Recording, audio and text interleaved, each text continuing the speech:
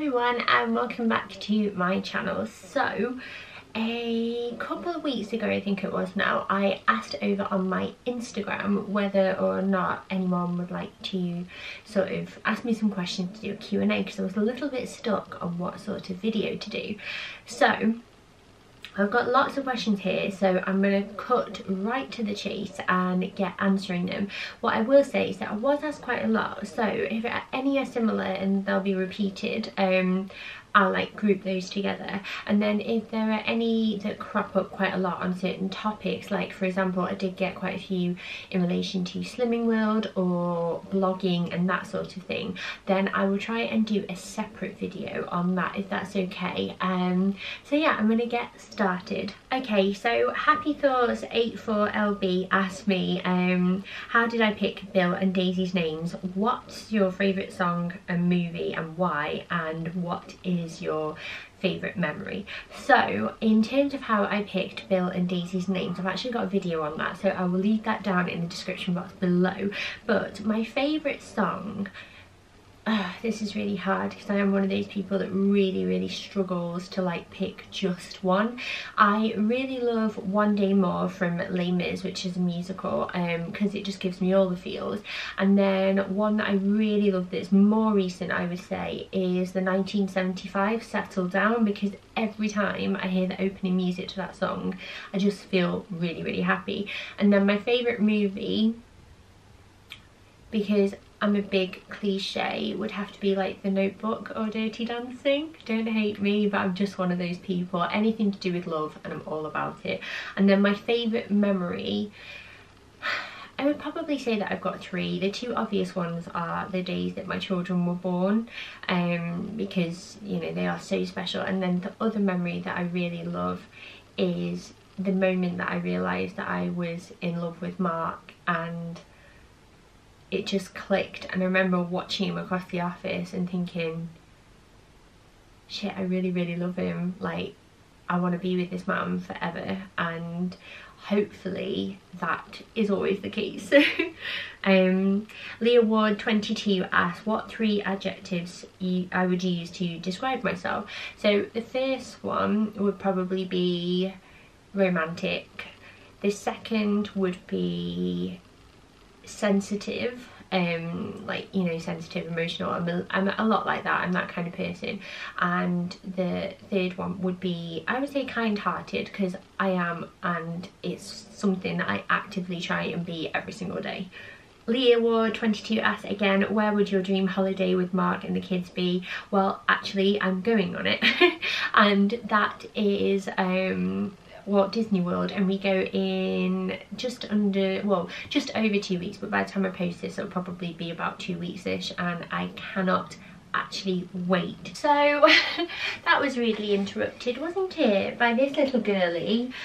She's just waken up from a nap and she has got a bit of a cold this morning, I've noticed, so I don't think she's feeling very well. So you'll have to accept my apologies of her being in this with me. Becky Brambley says, this might be too personal, but I would love to know your plans for the family in the future. Do you and Mark plan on getting married? Can we expect another gorgeous baby? And if so, what kind of age gap do you think is best? I've got 3 years between my first two children and about to have my third baby after only a 22-month gap. Well, big congratulations to you. Oh, bless you. You know, I'm at that stage now, and people say all the time that when your baby gets to about a year old, it's when you start to feel broody. And even though she's still tiny, I am starting to feel that way. We would like one more child, although twins do run in our family, so it would be quite funny if we did end up with 2 more. We envisage that maybe being next year or the year after, like it just depends on if we're lucky enough to conceive and all of that jazz. But yes, we would like a third.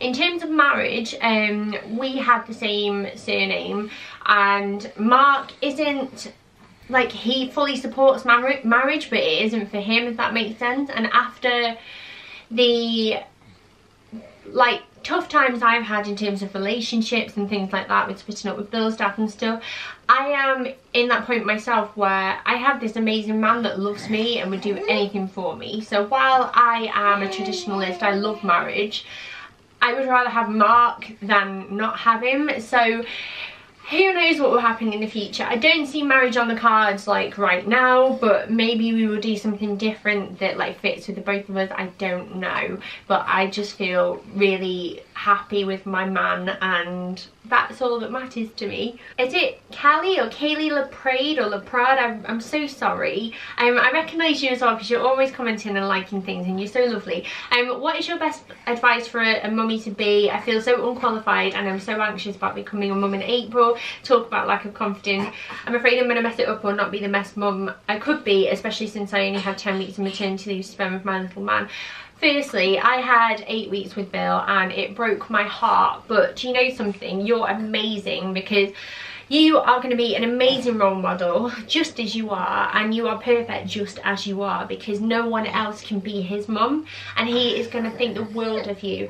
And I think the best thing about motherhood that I can say and adjusting is that don't put too much pressure on yourself. They don't come with a manual or a Bible as much as we wish they did, and you are going to have bad times, you are going to make mistakes, but feel safe in the knowledge that all of us have those bad times, all of us that have those mistakes, that you aren't on your own.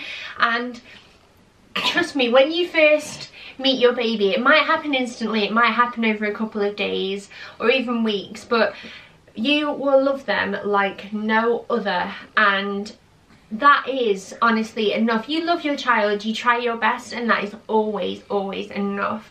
So good luck, and I'll be looking out for when he arrives. S.B_1994 says, what are your main goals, dreams for the upcoming months? Where do you see yourself and your family? My main goals and dreams for the upcoming months are to get happy and get more positive. If you followed me for any length of time, you'll know that we have had a tough year since this little pickle was born, because she has been poorly and things have been up and down, and I have struggled mentally, and I have made no I've made no effort to hide that from anyone, and I've tried to be as honest as I can.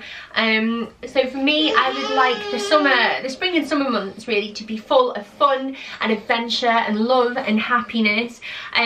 Work-wise, I would like to reach 10,000 subscribers on YouTube, and I'm very close to that now. So hopefully within the next week or so that will happen. It's been a goal of mine for a long time, and I said to myself, I'm going to do it in 2017. By the end of the year, I will do it, and it's only March and it looks like I might just do it a lot earlier than I planned. I would just like to keep being able to support my family. I don't need all the money in the world, I don't need wealth and riches, I just need enough to support them and get by and justify this big leap of faith that I took in myself when I handed in my notice at my old job. And I want to be there for my family. I just want to make some memories this year. This may be like the only full year that we spend as a family of 4, because hopefully next year we might have a baby, who knows. So I want to enjoy every second of that dynamic and make the most of it, because life is too short and you never know what's around the corner. Sharon Lowry says, hey lovely, any tips for going from 1 to 2 babies? Can't picture how I'll get out the house in the morning. Anything I should do with my daughter in particular before her brother arrives in a couple of months. Also, definitely the book club videos you mentioned, would love that. Book club wise, there is already a group called the Mother Bookers that is set up by 2 other channel mum ladies, so I will leave the link to that down below, because I don't want to tread on any toes, but I was thinking about doing maybe book reviews or book suggestions if you would like that, but as I said, I don't want to tread on anyone's toes.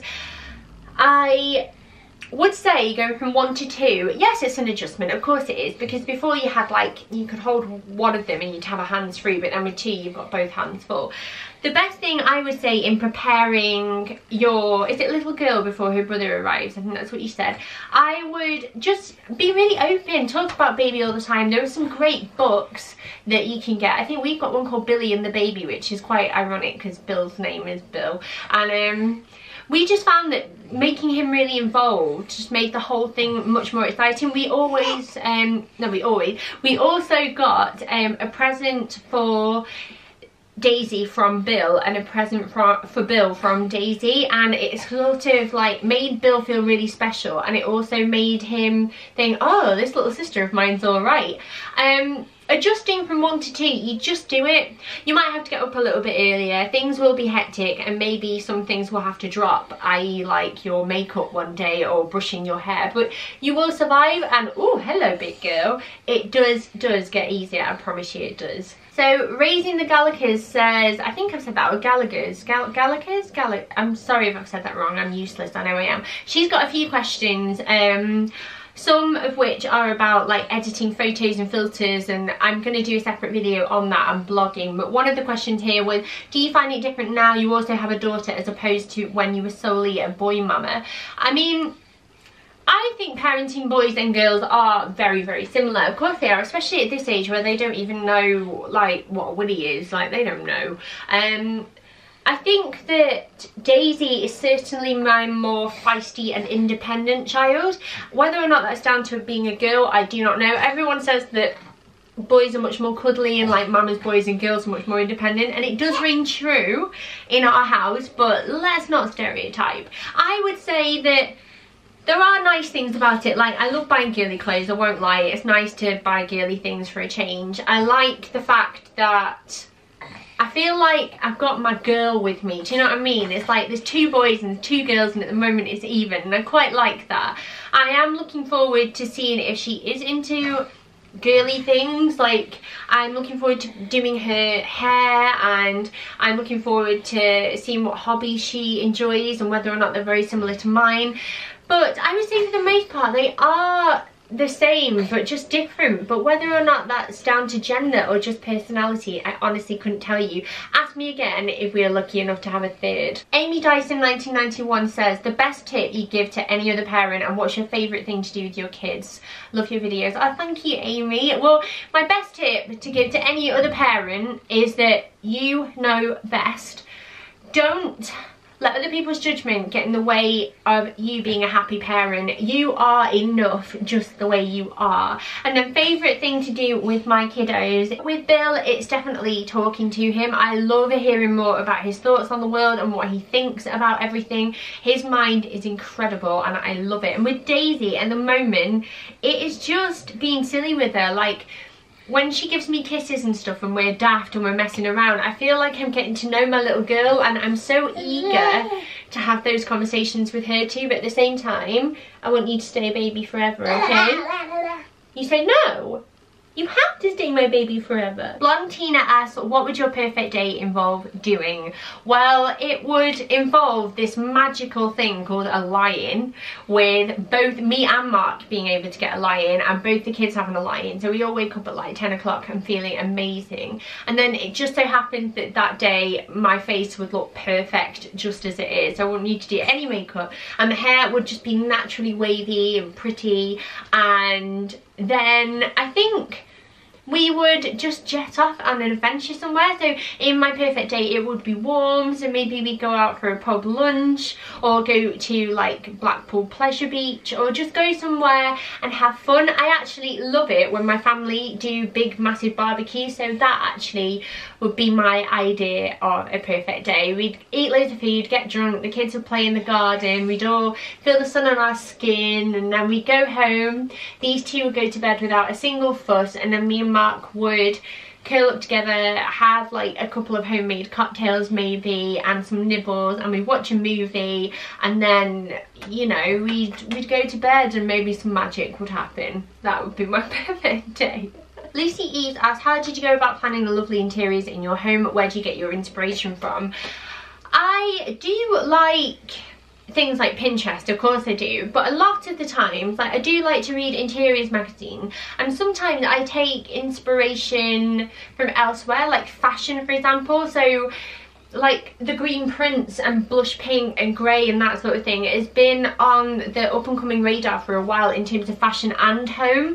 So that is how I got like the inspiration for my bedroom. I just sort of see things out and about that I like, and even if it's just like the front cover of a book or, you know, some pretty tiles down a street somewhere, I kind of take inspiration from what I can see. I'd like to think that it does come naturally to me and I really enjoy it, but Pinterest is a great place to start. Instagram is fantastic. You can see some lovely homes and interiors ideas on there, and YouTube is great as well. And just sort of like If you like something, are you trying to put your hand in there to make him a puppet? If you like something, just go for it, give it a go, because the worst thing that can happen is that you need to paint over it or do it again, and experimenting's fun. Jodie L. Jones says, what movie could you watch over and over again? I would have to say that that's Love Actually, because I do watch that over and over again every Christmas.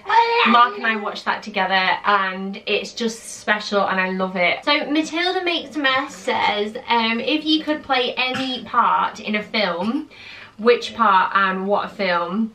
So, oh, that's a tough one. I probably would play Ali in The Notebook, because I would love to experience that. Like, Noah loves her so much and it's just so lovely. I would also like to be Baby in Dirty Dancing, purely because if I was Baby in Dirty Dancing, then that would mean that I would be light enough to do the lift. And also on The Notebook front, if I was Ali and played Rachel McAdams' role, that would mean I get to kiss Ryan Gosling, so I'm all about that.